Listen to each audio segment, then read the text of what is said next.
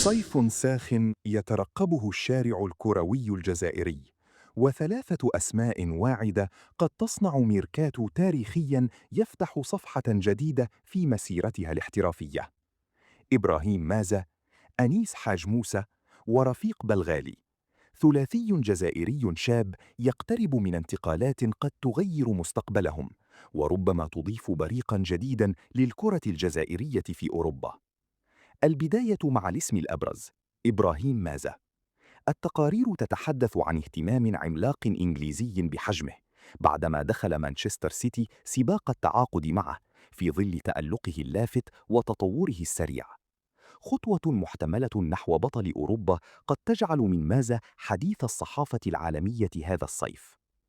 أما أنيس حاج موسى فقد أصبح بدوره محط أنظار أندية الدوري الإنجليزي الممتاز. عدة فرق تراقب مستواها عن كثب تمهيداً لخطف توقيعه خلال الميركاتو الصيفي المقبل في صفقة قد تمثل قفزة كبيرة في مسيرته الاحترافية. وبالنسبة لرفيق بلغالي فإن وجهته الأقرب تبدو إيطاليا. اهتمام متزايد من أندية الكالشيو التي تبحث عن المواهب الشابة القادرة على التطور السريع، ما يجعل انتقاله المحتمل فرصة ذهبية لدخول واحد من أقوى الدوريات التكتيكية في العالم.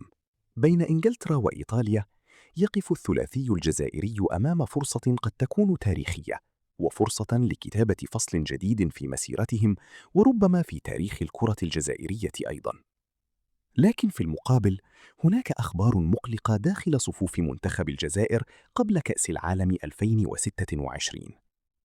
4 لاعبين مهددون بالغياب عن المونديال بسبب الإصابة أو تراجع الجاهزية، وذلك قبل فترة قصيرة من إعلان المدرب فلاديمير بيتكوفيتش قائمته النهائية.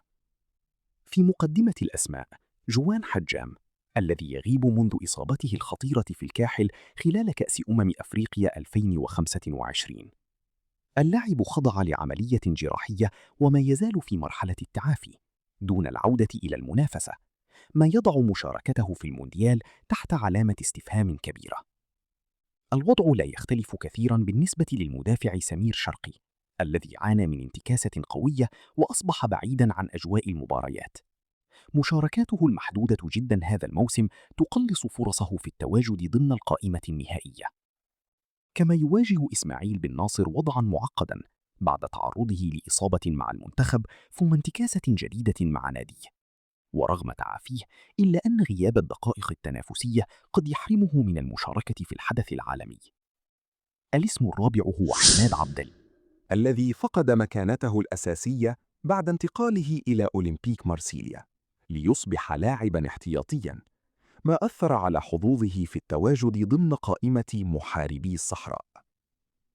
بين صفقات تاريخية مرتقبة وغيابات مؤثرة محتملة، يعيش المنتخب الجزائري فترة حاسمة قبل مونديال 2026. فهل ينجح الثلاثي الصاعد في تحقيق انتقالات كبيرة؟ وهل يتمكن المصابون من استعادة جاهزيتهم في الوقت المناسب؟ أسئلة ستحدد ملامح صيف جزائري استثنائي، قد يحمل أفراحاً جديدة أو تحديات صعبة قبل أكبر موعد كروي في العالم.